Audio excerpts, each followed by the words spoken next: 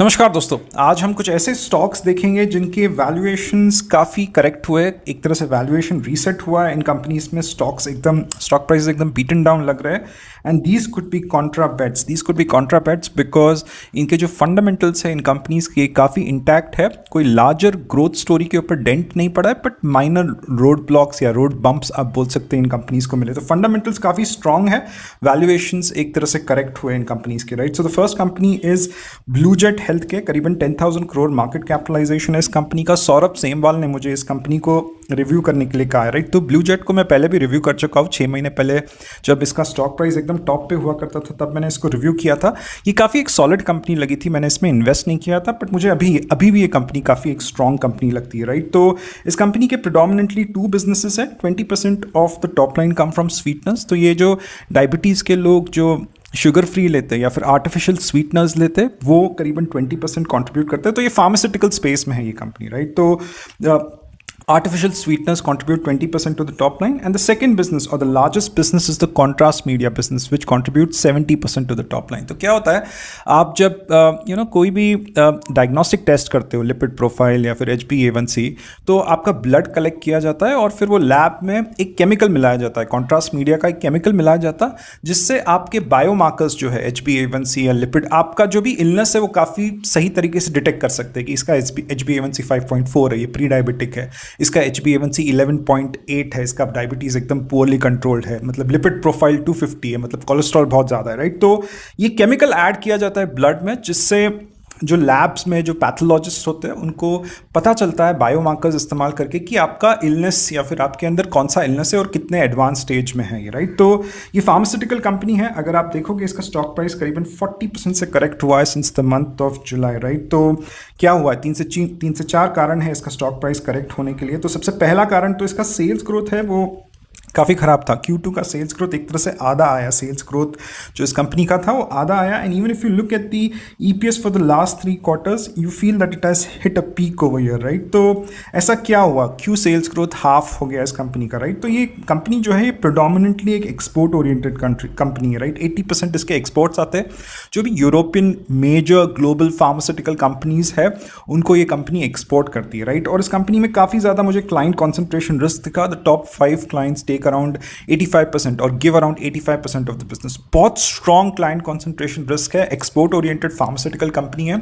और इसके जो क्लाइंट्स हैं उन्होंने इनका माल खरीदा नहीं, क्योंकि there is some destocking going on over there, right. तो क्लाइंट्स बोल रहे कि पुराना माल ही इतना पड़ा है, उसको पहले हमको डाइल्यूट करना है, फिर हम नया माल खरीदेंगे। तो ये करीबन इशू आया इस कंपनी के क्वार्टर्स में, पिछले 2-3 क्वार्टर्स में, जिसकी वजह से सेल्स ग्रोथ पिछले एक क्वार्टर का काफ़ी एक तरह से हाफ हो गया, राइट। तो इस प्रॉब्लम को सॉल्व होने के लिए करीबन 2 से 3 क्वार्टर लगेंगे। तो इसका स्टॉक प्राइस और थोड़ा करेक्ट हो सकता है, या फिर मुझे लगता है साइडवेज मूव होगा, काफ़ी ज़्यादा करेक्ट हो चुका है, राइट। तो क्लाइंट्स एक तरह से डीस्टॉकिंग कर रहे हैं। तो इसलिए अगर आप यहाँ पे देखोगे इन्वेंट्री डेज जो है मार्च 2025 के इन्वेंट्रीज देखोगे, it's 209 as compare to 151 for March 2024। तो एक इन्वेंट्री डेज जो है, मतलब एक तरह से जो इन्वेंट्री 2024 में 151 डेज में सुलटती थी, अब वो करीबन 209 में सुलट रही है। 2005 का डेटा दे रहा हूँ, बट H1 का डेटा तो इससे भी खराब है। तो इन्वेंट्री एक तरह से कंपनी के पास रह गई है, क्योंकि उसके जो एंड कस्टमर्स है वो इन्वेंट्री ले नहीं रहे, माल खरीद नहीं रहे। This is one thing, right. Second very important thing, promoter ने करीबन 6% स्टेक्स बेचा है, राइट। तो कभी भी प्रमोटर कोई भी स्टेक्स बेचते हैं तो लोगों को लगता है कि यार कोई प्रॉब्लम है कंपनी के अंदर, पर नहीं, प्रॉब्लम कुछ नहीं है। तो प्रमोटर के स्टेक्स बहुत ज़्यादा थे, इट वॉज 88%। सेबी के नॉर्म्स के मुताबिक 70% से नीचे होना चाहिए, 75% से नीचे होना चाहिए, 80% से नीचे होना। मैं थोड़ा इस पर क्लैरिटी दूंगा बाद में, बट यहाँ पे प्रमोटर्स ने अपने 6% स्टेक्स कम किए, which is completely according to the regulation, according to the norms. तो यहाँ पे लोगों को लगा या मार्केट को लगा कि प्रमोटर भी माल बेच रहा है और सेल्स ग्रोथ भी आधा आया है, तो कुछ प्रॉब्लम है कंपनी में, इसलिए बेचो स्टॉक को, राइट। तो स्टॉक को बेच दिया बहुत लोगों ने, राइट। तीसरा एक कारण है कि यहाँ पे बहुत सारे एनालिस्ट ने एक डाउनवर्ड रिविजन दिया है। भले मैनेजमेंट नॉर्मली अपने कमेंट्री में गाइडेंस देता है, बट पिछले एक क्वार्टर में या पिछले क्वार्टर का Q2 का रिजल्ट जब आया तो उन्होंने गाइडेंस कुछ नहीं दिया, जिसकी वजह से मार्केट मान के चला कि मैनेजमेंट अगर कुछ नहीं बोल रहा है तो एनालिस्ट जो बोल रहा है वो सही होगा। तो एनालिस्ट ने करीबन डाउनग्रेड किया एक तरह से रेवेन्यूज़ को, 1300 करोड़ के रेवेन्यूज़ बताए जा रहे थे FY26 के लिए। तो एनालिस्ट ने कहा कि 1200 करोड़ के रेवेन्यूज आएंगे, एक तरह से स्टॉक को डाउनग्रेड करके स्टॉक में बिकवाली एक तरह से आई। बट अगर आप देखोगे ये कंपनी काफ़ी एक स्ट्रॉन्ग कंपनी, फंडामेंटली काफ़ी एक स्ट्रॉन्ग कंपनी है, राइट। इसका ऑपरेटिंग प्रॉफिट मार्जिन 35% है। कौन से कंपनीज का ऑपरेटिंग प्रॉफिट मार्जिन 35% होता है? नेट प्रॉफिटेबिलिटी 29% है, मतलब कोई डेट नहीं है बैलेंस शीट पे, right. Debt to equity almost zero है, इक्विटी डाइल्यूट नहीं करती है कंपनी ज़्यादा, डेट टू इक्विटी जीरो है, इसका बैलेंस शीट बहुत स्ट्रॉन्ग है। CFO टू एबिटा 0.5 है, थोड़ा डिटियोरेट हुआ है, मतलब P&L पे प्रॉफिट्स दिख रहे हैं बट कैश फ्लोज में थोड़ी दिक्कत आ रही है। आप अगर वर्किंग कैपिटल में भी देखोगे तो एक तरह से डेटर डेज जो 91 थे 2024 में, डेटर डेज 2025 में करीबन 124 मिले। तो थोड़ा अपना क्लाइंट से पैसा निकालने में थोड़ी मुश्किलें आ रही है कंपनी को, बट कंपनी एक बहुत स्ट्रॉन्ग कंपनी है, सॉलिड कंपनी है। केपेक्स जो है 1300 करोड़ का कर रही है for the next 3 to 4 years. Even if you look at the data for the last 3 to 4 years, capital work in progress एक तरह से इंप्रूव ही कर रहा है या फिर बढ़ ही रहा है। अगर केपेक्स भी हो रहा है कंपनी को, काफ़ी इंक्रीमेंट तरीके से कंपनी केपेक्स कर रही है, right. It's a very strong sales growth, profit growth company. तो 15% का सेल्स ग्रोथ था पिछले 3 साल का, पिछले 1 साल का 63% है। Look at the profit growth, एक तरह से एक्सपैंड हुआ है। तो मुझे लगता है कि ये हाई ग्रोथ कंपनी है, हाई क्वालिटी कंपनी है, बट इसको थोड़ा एक रोड ब्लॉक मिला है एंड थोड़ा इसमें कंसोलिडेशन और हो सकता है, but this is a good company to look for और add to your watch list and buy. This is not a buy recommendation, buy और sell recommendation. I am not a SEBI registered analyst. Please do your own research before you invest in the stock markets, right? There are many companies which I discuss in all these videos which I add to my portfolio. You can access my portfolio. I've attached the link in the comment section. And कोई recommendation service नहीं करता हूँ मैं, मुझे recommendation वगैरह में कोई interest नहीं है। मेरा जो भी पर्सनल रिसर्च है, मैं जो अपने पोर्टफोलियो में रिसर्च करता हूँ, it is the process which is more important. सब कुछ डॉक्यूमेंट करके रखा है। Do take up the subscription for a month. If you find it helpful you can continue, otherwise you can discontinue, right? So the next company that we do is or analyze is Inox Wind. It's a company it's a mid-cap company with a market capitalization of 22,000 crore, and Mr. Muthu Kannan has asked me to review this company, right? तो INOX wind जो है ये 3 काम करती है। तो ये wind turbine जो होते हैं इनके सबसे पहले ये कंपोनेंट सप्लाई करती है, राइट। तो विंड टर्बाइन के जो लगते हैं, रिन्यूएबल स्पेस में है ये कंपनी, तो ये कंपोनेंट सप्लाई करती है, right. First thing it does this, right. Second, ये पूरे टर्न की जो प्रोजेक्ट्स होते हैं, EPC सॉल्यूशंस होते हैं, जो भी इनके क्लाइंट्स है, जैसे गवर्नमेंट क्लाइंट्स है, अदानी पावर, टाटा पावर जैसे क्लाइंट्स है, उनके लिए पूरे end to end EPC projects, end to end installation वो देखती है, राइट। इंस्टॉलेशन होने के बाद ये कंपनी ऑपरेशंस एंड मेंटेनेंस भी करती है उन विंड टर्बाइंस का, अगर इसके क्लाइंट्स चाहे तो। ये कंपनी पूरा end to end wind turbine generator space में है, राइट। पूरा end to end renewable space में है। तो एक तरह से कंपोनेंट्स मैन्युफैक्चर करती है, डिलीवर करती है, पूरा EPC काम करती है टर्नकी सॉल्यूशंस में, और उसके बाद उन विंड टर्बाइंस का पूरा ऑपरेशंस एंड मेंटेनेंस भी देखती है, राइट। तो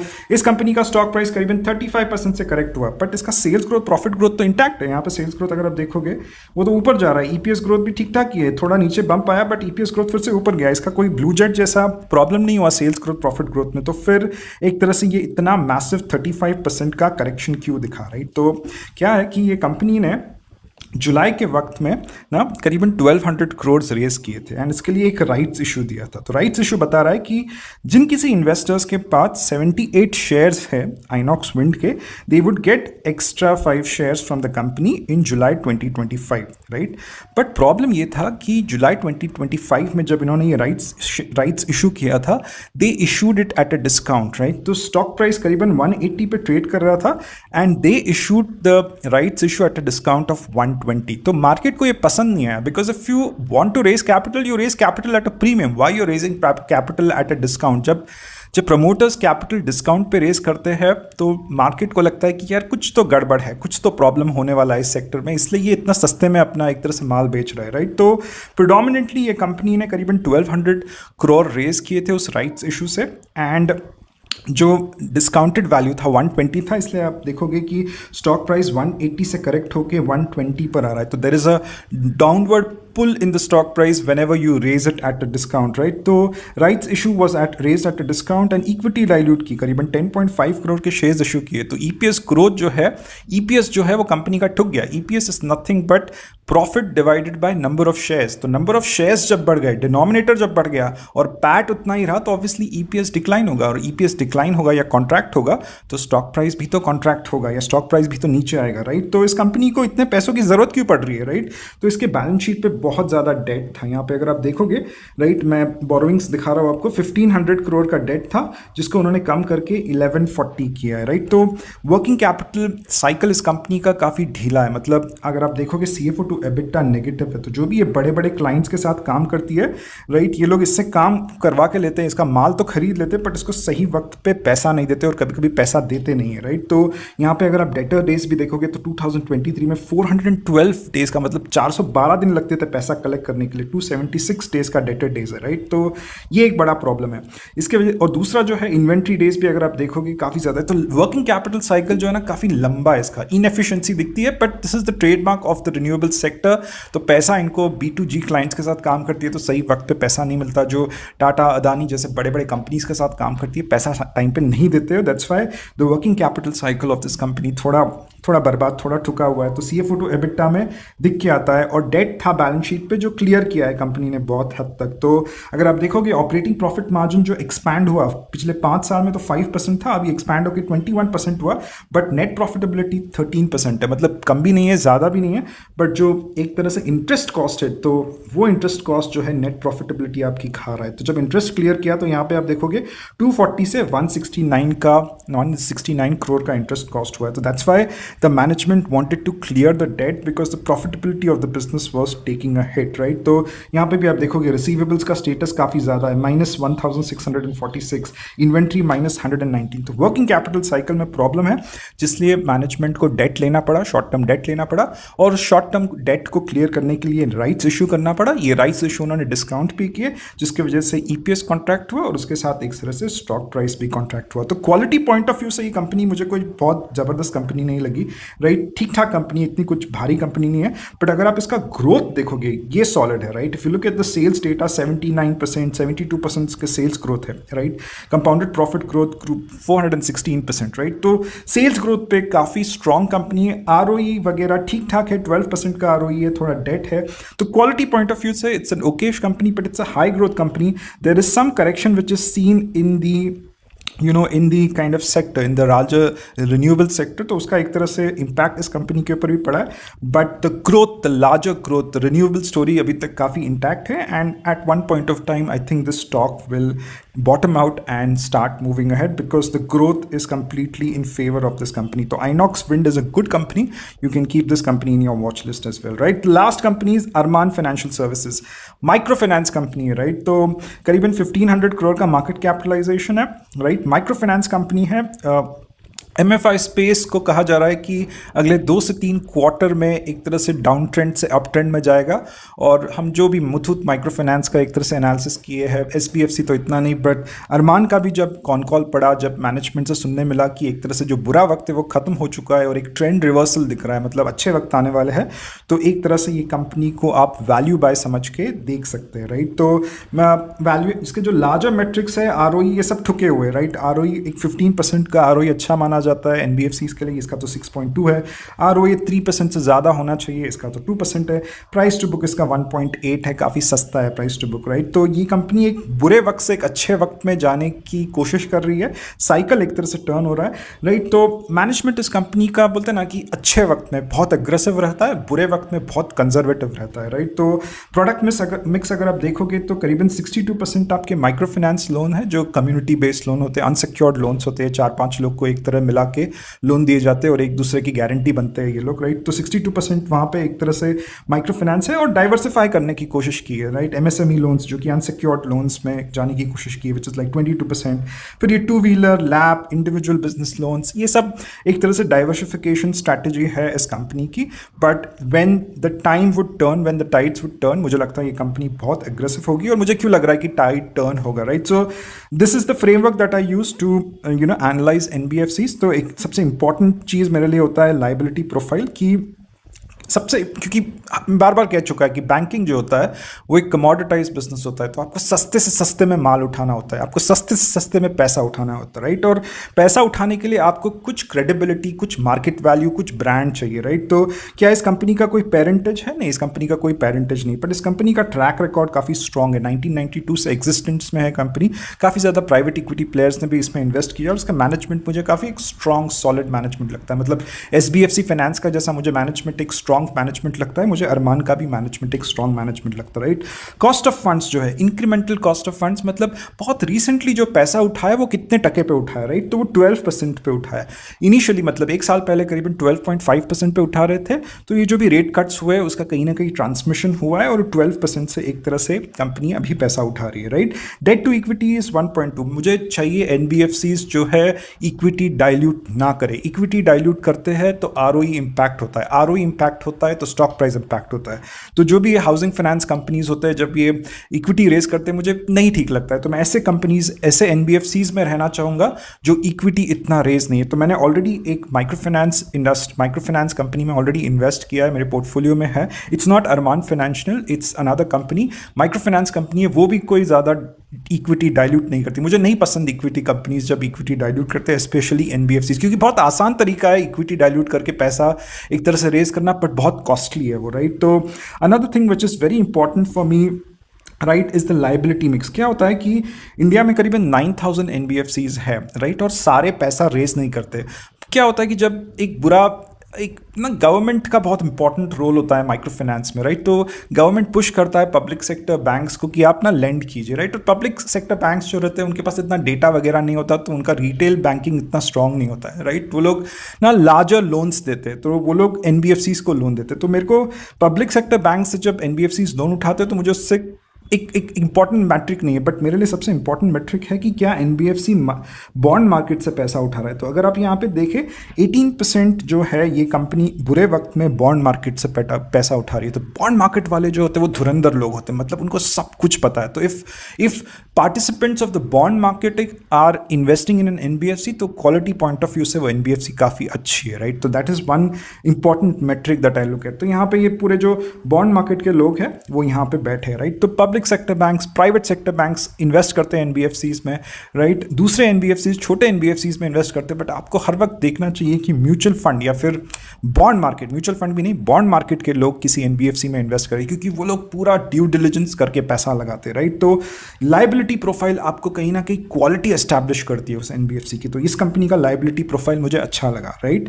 दूसरा इंपॉर्टेंट चीज़ है एसेट क्वालिटी। पैसा देना बहुत आसान है, आप माइक्रो फाइनेंस स्पेस में एक तरह से ऑपरेट कर रहे हैं, ब्लू कॉलर वर्कर्स को आप पैसा दे रहे हैं, वो लोग ऑलरेडी कैश ट्रैप्ड होते हैं, कैश फ्लो का प्रॉब्लम होता है, घर में 2-2, 3-3 लोग एक तरह से लोन लेके बैठे होते हैं, पूरा ओवर लेवरेज्ड हाउस होल्ड होता है। वो आपको समझना बहुत ज़रूरी है कि किन्होंने लोन लिया नहीं लिया। तो पैसा देना बहुत आसान है, डिमांड उसकी हर वक्त रहती है, बट पैसा कलेक्ट करना बहुत मुश्किल होता है। तो इस कंपनी के कलेक्शंस जो है इंप्रूव हुए, प्रोविजंस डिक्रीज हुए हैं, राइट, क्रेडिट कॉस्ट भी डिक्रीज हुआ है जो कि अच्छी बात है, राइट। जीएनपीए इंक्रीज हुए, बट ये पुराने लोन्स के लिए, these are not new slippages. So asset quality पे just like liability profile the company has done really good, right. Opex का जो मेट्रिक है वो थोड़ा वर्सन हुआ है, क्योंकि इनकम तो था नहीं, क्योंकि एक बुरे साइकिल में थी ये कंपनी, और कॉस्ट तो फिक्स्ड कॉस्ट होता है, क्योंकि ना माइक्रो फाइनेंस में ना आपको एक बहुत बड़ा कलेक्शन टीम रखना पड़ता है। ये गोल्ड लोन जैसा नहीं है कि आप ब्रांच पे ऑपरेट करोगे, लोग अपना गोल्ड लेके आएंगे चुपचाप और वो ना गोल्ड लोन लेंगे और आप उनको पैसा दे दोगे, वैसा नहीं होता। इसमें ना फील्ड पर रहना पड़ता है, बड़े टीम्स की जरूरत होती है, इसलिए कॉस्ट टू इनकम इस कंपनी का वर्सन हुआ है, because income was not there and cost is cost, तो रिकवरी तो करना पड़ेगा, राइट। तो opex will improve when the income increases, मतलब जैसे एक अच्छा डिसबर्समेंट साइकिल शुरू होगा अगले 1-2 क्वार्टर में, होप कर रहे हैं 1-2 क्वार्टर में, तब एक तरह से ओपेक्स अपने आप ठीक होगा, राइट। सबसे इंपॉर्टेंट या सेकंड या फोर्थ इंपॉर्टेंट चीज वो है डिसबर्समेंट्स। तो इस कंपनी के डिसबर्समेंट 21% क्यू ऑन क्यू से इंप्रूव हुए, ईल्ड्स भी इंप्रूव हुए, मतलब जिस टके पे लोन दिया जा रहा है, मतलब जो माइक्रो फाइनेंस लोन्स है वो 22% पे दिए जा रहे हैं, एंड एमएसएमई लोन्स दोनों अनसिक्योर्ड है, करीबन 35% पे लिए जा रहे हैं। तो माल सस्ते में उठाया जा रहा है, बट लोन्स थोड़े महंगे में दिए जा रहे हैं। तो एक तरह से pricing power at least at this point of time इस साइकिल में इस कंपनी में दिख रहा है। That's why the NIMs have improved by 7 bps। तो नेट इंटरेस्ट मार्जिन जो स्प्रेड्स है वो इंप्रूव हुए, right. For the first time I think the last 4 quarters this company has given a positive PAT growth. तो काफ़ी strong मुझे लग रही है अरमान जो MFI का साइकिल है। It's a good cycle to play if one kind of wants to play the MFI cycle using Arman. काफ़ी अच्छी कंपनी है, right. If the cycle up trends then the stock price kind of you can see some action as well. So please like this video if you found some value in it, and thank you very much for your time. Take care. Bye.